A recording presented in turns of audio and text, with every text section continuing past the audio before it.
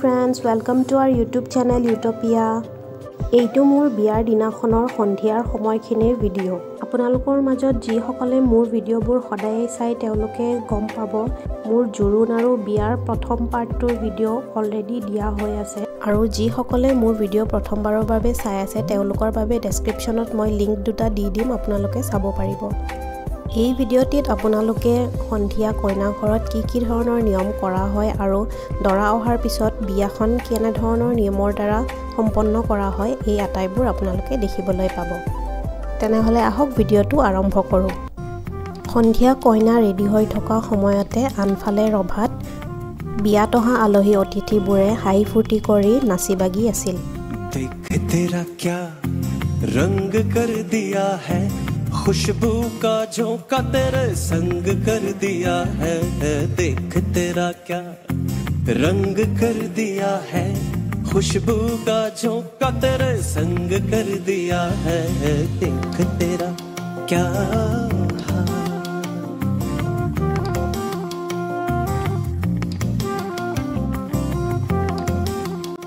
Makeup কৰি ready হৈ কইনা অৰ্থাৎ মই ৰভাথলীলৈ বুলি আহিলো। देख तेरा क्या रंग कर दिया है खुशबू का झोंका तेरे संग कर दिया। বিয়াখনত আমন্ত্ৰিত অতিথিসকলৰ ভিতৰত 2-4 জনৰ বাহিৰে প্ৰায়ভাগ মানুহেই বিয়াখনত উপস্থিত হৈছিলহি। देख तेरा क्या বিয়া এখন যিহেতু সামাজিক অনুষ্ঠান আমি বাস কৰা সমাজখনৰ মানুহ আলহী অতিথি বন্ধু বান্ধৱী আটাইকে বিয়ালৈ নিমন্ত্ৰণ কৰা হয়। তেওঁলোকৰ শুভকামনা আৰু আশীৰ্বাদত যেন নতুনকৈ গঢ়িবলৈ লোৱা জীৱনটিৰ শুভাৰম্ভণি হয় তাৰেই কামনাৰে।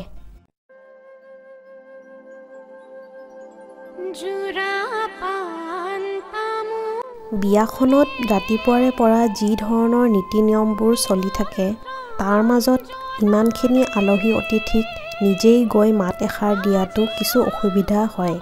সেয়ে অতিথিবোৰে নিজেই গৈ কইনাক মাত এষাৰ দি আশীৰ্বাদ আৰু শুভকামনা যাচে। অসমীয়া বিয়া এখনত ৰাতিপুৱাৰ পৰা যিমানখিনি নিয়ম থাকে সন্ধিয়া সময়ত কইনাই নিজে কৰিবলগীয়া তেনেকুৱা একো নিয়ম নাথাকে। ৰাতিলৈ দৰা অহাৰ পিছত বিয়াৰ নীতি নিয়মবোৰ কৰিবলৈ পৰিয়ালৰ লোকে যা-যোগাৰবোৰ কৰি থৈ দিয়ে। বিয়াখনত অহা আলহী অতিথিক দৰা বা কইনাৰ পৰিয়ালটিৰ সামৰ্থ্য অনুসৰি যিমানখিনি ভালকৈ পাৰি সিমানখিনি অতিথিক আপ্যায়ন কৰিবলৈ চেষ্টা কৰা হয়। অথচ বিয়াৰ দিনাখন দৰা কইনাকে ধৰি দুয়োৰে মাক দেউতাক আৰু লগতে কন্যাদান কৰা ব্যক্তিজন দৰাৰ সখীয়েক আৰু কইনাৰ আখৈ তোলা ব্যক্তিজনে দিনটো লঘোণে থাকিবলগীয়া হয়। এই নিয়মটো কি কাৰণে কৰা হয় আপোনালোকে জানে যদি কমেণ্ট কৰি জনাবচোন দেই।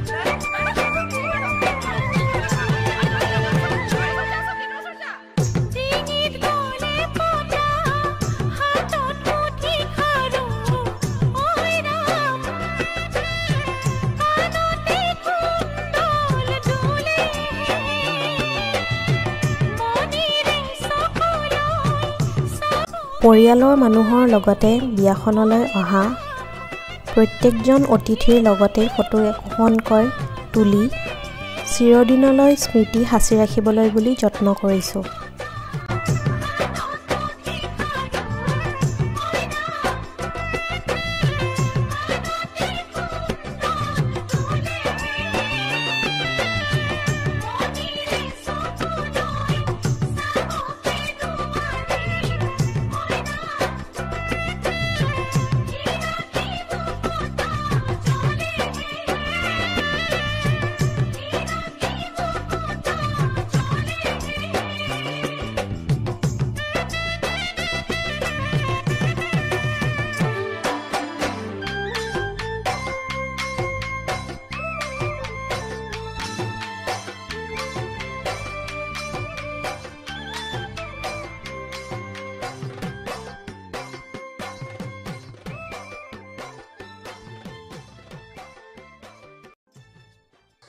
আৰু অকণমান পিছতেই দৰা আহি পাবহিয়ে। তাৰে আগতে অকণমান নাচি বাগি ফূৰ্তি কৰি লওঁ বুলি ভাবিলোঁ আমি সকলোৱে। মই পিছে আজিও নাচিম।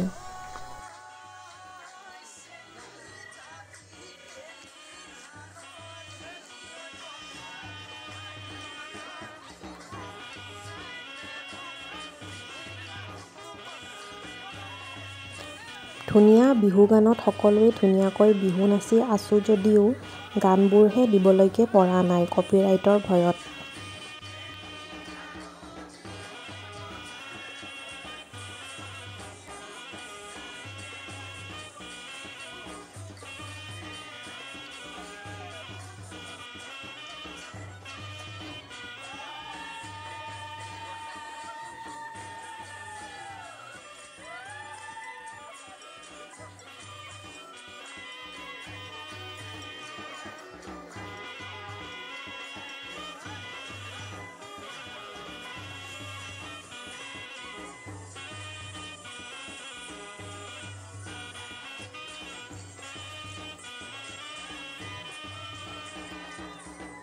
মই কেতিয়াও মানুহক দেখাকৈ ননচা মানুহজনীও বিয়া বুলি সকলোৰে লগত লগ হৈ ফূৰ্তি কৰি ধুনীয়াকৈ নাচিলোঁ।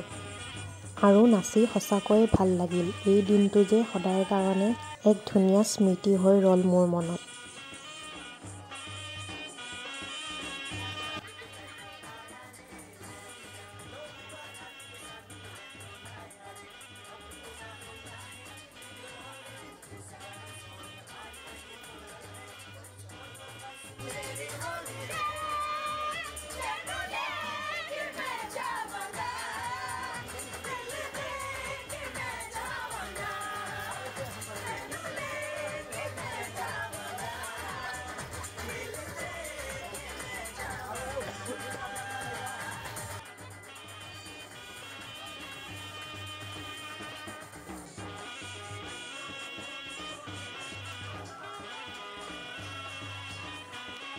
এইগৰাকী মোৰ মা।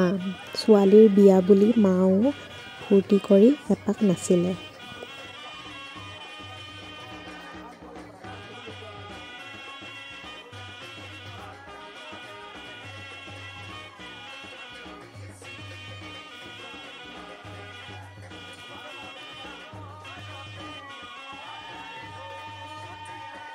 ইমান পৰ নাচি নাচি সকলোৰে ভাগৰ লাগিল আৰু মই বিয়াৰ সাজযোৰ পিন্ধিবলৈ ঘৰলৈ বুলি গ'লোঁ আৰু ইফালে দৰা আহি পালেহিয়ে।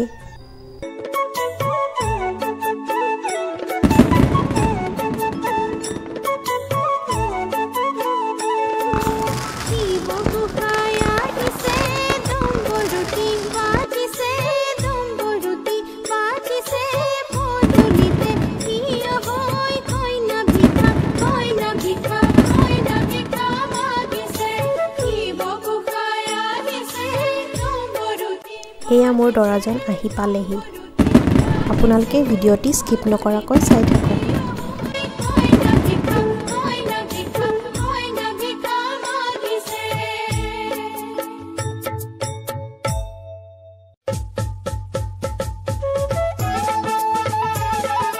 দৰাক মাজবাটতে আগুৰি ধৰি ধেমেলীয়া প্ৰশ্ন কিছুমান কৰা নিয়ম কৰা হয়।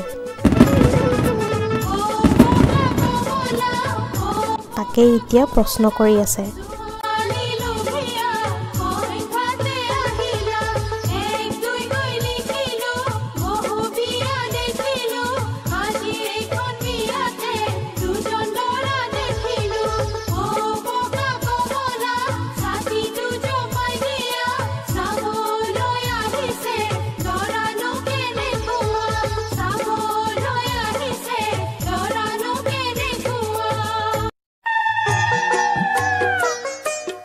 দৰাজন হোমৰ গুৰিলৈ আদৰি লৈ যাব লাগে। যিহেতু মোৰ দেউতা নাই, মোক কন্যাদান মোৰ ভিনদেৱে কৰিব, সেয়ে তেওঁ দৰাজনক আদৰি লৈ যাব আৰু তাৰ আগতে দৰাক ভৰিখন ধুৱাই দিয়া হয়। কইনাৰ ভাইটি বা ভণ্টিয়ে দৰাৰ ভৰি ধুৱাই দিয়ে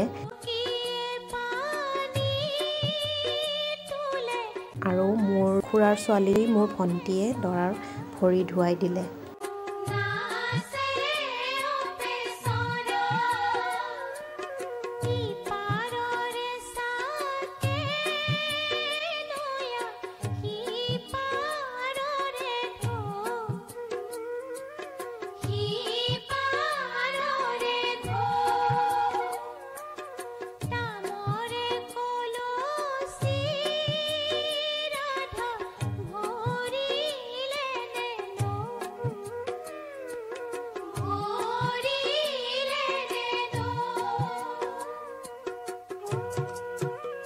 কইনাজনী হোমৰ গুৰিলৈ অহাৰ আগেয়ে দৰাজনে কৰিবলগীয়া নীতি নিয়মবোৰ প্ৰথমে কৰা হ'ব।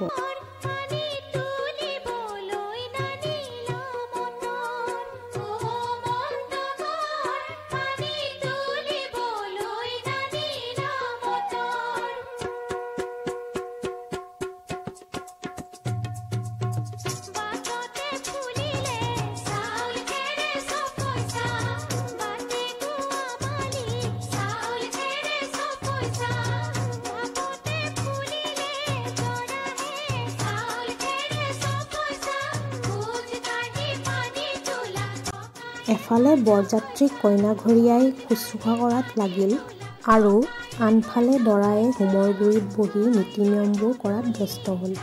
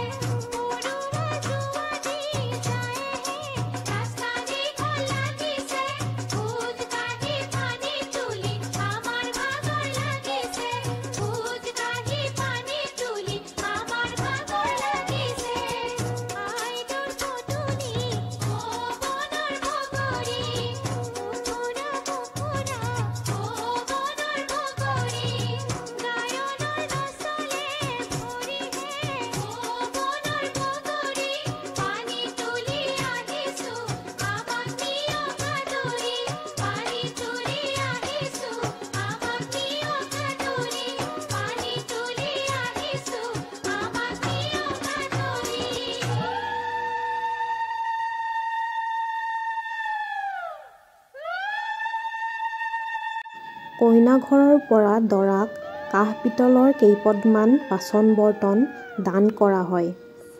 তাৰে ভিতৰত কাঁহী, বাতি, ঘটি, কলহ, চৰিয়া ইত্যাদি উল্লেখযোগ্য।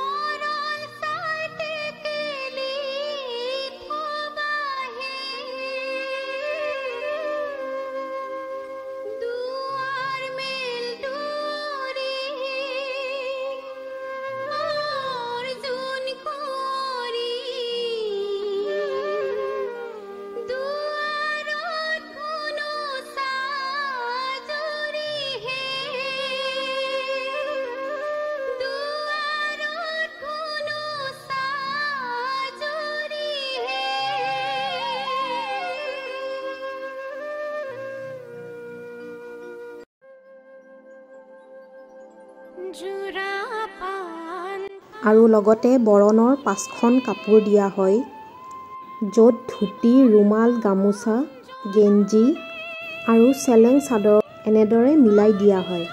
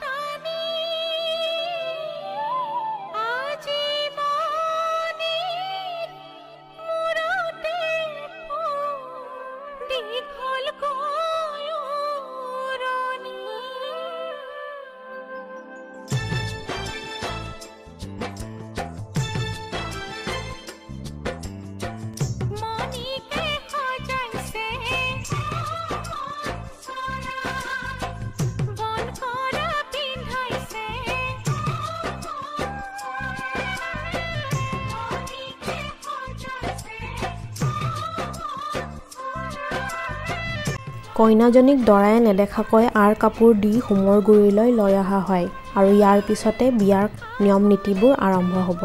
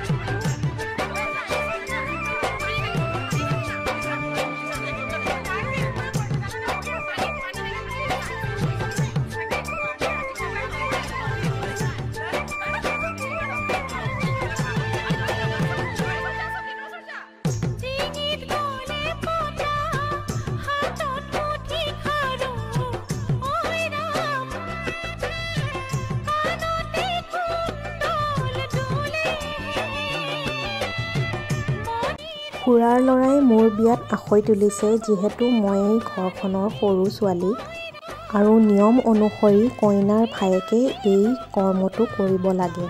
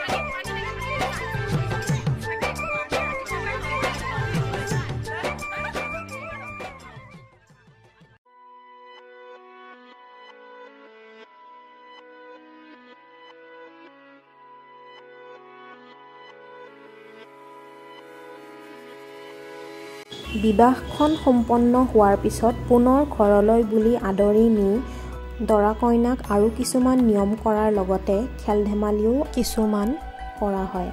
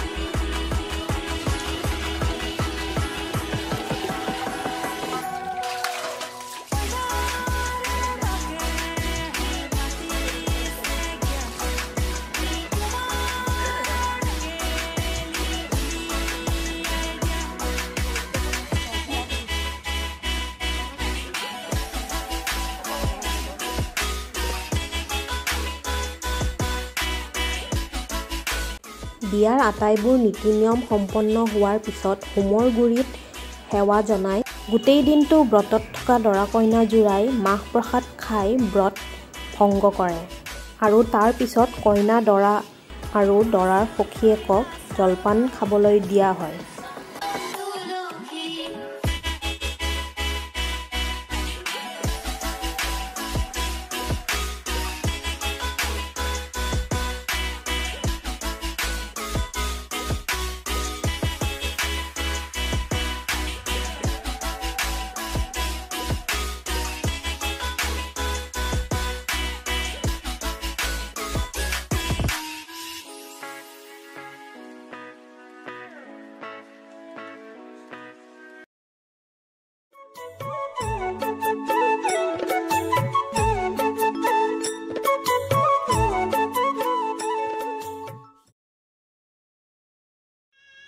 সৰ্বশেষত কইনা বিদায় দিয়া পৰকণ আহি পালে।